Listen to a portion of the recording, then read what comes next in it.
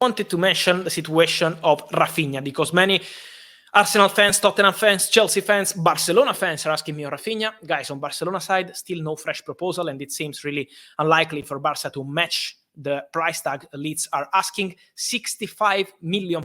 This is the price tag for President Radrizzani and Director Victor Horta on Raphinha. So for Barca at the moment, they want to offer around 40 million euros, but is way less than what Leeds are asking for their boy. And so on Raphinha, what's the situation? Barcelona have an agreement with the player, but not yet with Leeds. No fresh proposal yet. I say yet because never say never in football, but at the moment, no fresh proposal from Barca. Then English clubs, Arsenal, opening bid has been turned down, but Arsenal are still working on Raphinha. It's not only Gabriel Jesus, it's also Raphinha on Arsenal list. So they're trying and pushing and trying to find a solution, and I expect them to push and push again next week. That could be crucial for this Raphinha deal. Tottenham, they are really interested in Raphinha. They are discussing with Leeds of a potential verbal proposal. So also Tottenham are in the race. Also Tottenham want Raphinha. I understand that Antonio Conte is a big fan of the player, but at the same point, they know there is a really complicated deal with many clubs into it. So Tottenham...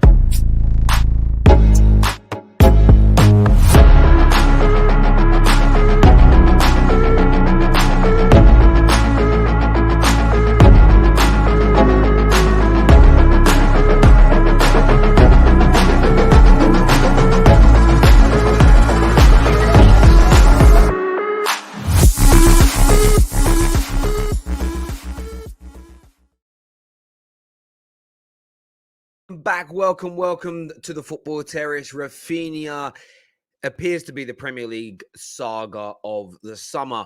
Chelsea loosely interested, as the brilliant Fabrizio Romano said there. Remember the link for his video and his channel in the description and in the comment sections. Go and check it out. Support content creators at large, people. Chelsea interested. Tottenham really like him, really interested and want to push forward. Arsenal going to go hard next week. Now, there's some interesting takes from around Europe on this, because there is a take here, as you can see, that says Raphinha, permanent contact between Leeds and Arsenal. The clubs are in an advanced operation. There is no full agreement yet, but the parties continue to get closer. At the moment, the Gunners are in pole position.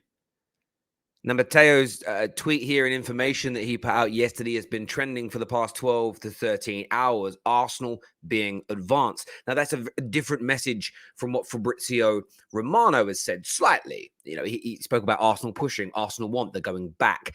And it all depends upon, as ever, your interpretation of the transfer window. Your interpretation of the window is what's so key here. And let me break this down. Many people don't believe, many journalists don't believe that clubs bid once, twice, three times a lady for a player if they don't already know that the player would come. Personal terms being no problem, personal terms being agreed. I think it's very, very important to kind of push that home. Although there's been a few deals recently where the personal terms element has kind of been discussed after a transfer fee has been agreed between the clubs. But generally, that's nailing down the previous agreement, crossing it, dotting the I's, crossing the T's, and getting the legality sorted out. That's generally my understanding through years and years of speaking to journalists, agents, and following transfer stories. But this is a deal that Tottenham and Arsenal are going to go head to head on.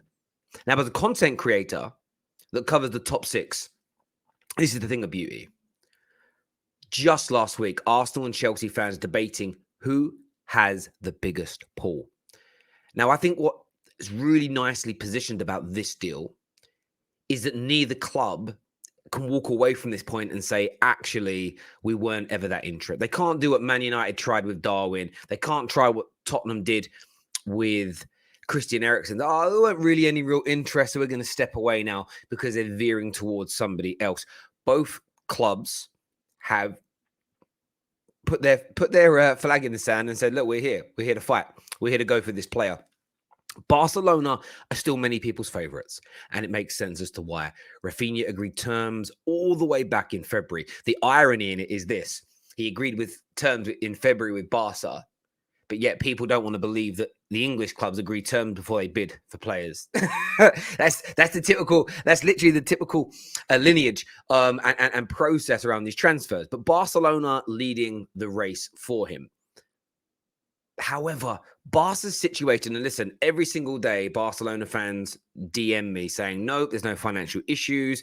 Come the beginning of July, when they get their first injection of cash, which is believed to be around 200 million to 250 million euros through the sale of assets, a lot of the TV rights, as an example, that injection of cash means that Barca will be able to push on and move forward. But they have a backlog. And have a lot of deals that they have got to get through and work on. And maybe, just maybe, and this is what's going to probably trigger Barca fans, is that the pull of staying in the Prem, maybe the fact that the Premier League clubs will offer him more salary, more wages, could change Raphinha's mind and make him stay in the Premier League. But when you take Barca out of the equation for just a moment, and we're going to focus on it from that point of view because we're a top 6 channel, we're the original top 6 channel, I'm looking forward to this battle. You've still kind of got Chelsea in the background. They look like they're keeping an eye on this still. But to take a look at what some of the other things have been said in the media here, you can see Sky have said that after reaching an agreement to sign Gabriel Jesus, Arsenal are also expected to go back in with an improved bid for Leeds United forward Raphinha. Now, remember, just 24 hours ago, there was reports coming that an unnamed Premier League team had made a bid of around 60 to 70 million. Now, a lot of people said it was Arsenal. We've got to remember, there's bids and there's unofficial bids. There's bids via intermediaries. It's all a little bit confusing. I just like the old-fashioned days where we just said, that's an offer. And let's just forget the semantics. Let's forget the PR. Let's forget trying to protect our clubs. This is how transfers are, stereotypically. Multiple clubs fighting for individual players. Some come out on top, some don't. It's just the way the cookie crumbles. But Arsenal are going to go in. I'm really looking forward to seeing whether... And I think this is where we get the answer to the poll. If Arsenal put in their bid and it gets accepted and Spurs pull away, they'll probably pull away and say it was too lucrative, too much money. We're going to spend the money elsewhere. But I think that's because they know at that point that we can match this bid. Spurs have got money as well, seemingly. But I get the feeling that out of all 3 Premier League clubs coming in for him, I think Raphinha is most interested in Arsenal. It's just the sense and the feeling. Now, you can never say 100% cast iron anything in the transfer window because it's so fluid, it's so quick, it changes overnight. Maybe the status within the squad at Tottenham changed. I think that's the issue. Kulusevski's pretty much now down that position. He's not going to play centrally in front of Harry Kane. Son's on the left. I think Raphinha walks straight into this Arsenal team. He's better than any attacker at the club. He's better than Saka. He's better than Martinelli. He's, of course, better than Nicolas Pepe. That is very likely to be moved on if Arsenal secure this player. So I think the fact that he walks into the Arsenal team, of course, he's got hard competition. Saka and Martinelli are great. But I think Spurs are kind of set in their ways in the positions with Kulusevski, Son, and Harry Kane. But this is a positive for Arsenal, not a negative. And I know some gooners take it as a bit of a, but Saka. Saka's got, in my opinion, got a higher ceiling than Raphinha. Raphinha's just ahead of him right now. And that's a brilliant dynamic. That's what you want at a club. The youngster saying, right, I'm going to show you that I'm better than you, and I'm going to work even harder and get to the top. Equally, Saka is probably going to move to that left-hand side anyway. It's Martinelli that's got the work to do. Equally, a lot of people have been talking about Martinelli being moved central. So there could just be a rejig here and a reshuffle of where players are going to start and play primarily.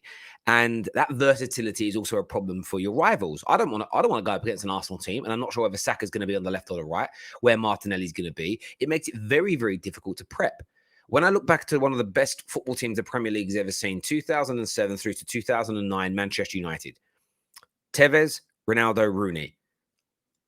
We knew where their natural positions were, but during the game, the flow, the interchange made them almost impossible to mark and pick up. It's why we did a three-peat. It's why we won the Champions League and Premier League double one season. We almost did back-to-back Champions Leagues. That team was so good, and it was that fluidity in attack. And you look at Arsenal now, it appears that's what they're trying to recreate. People are calling it a Man City light, and I think that's a little bit disrespectful, but that's what Man City have. Yes, prescribed positions in play, but who's going to be in them?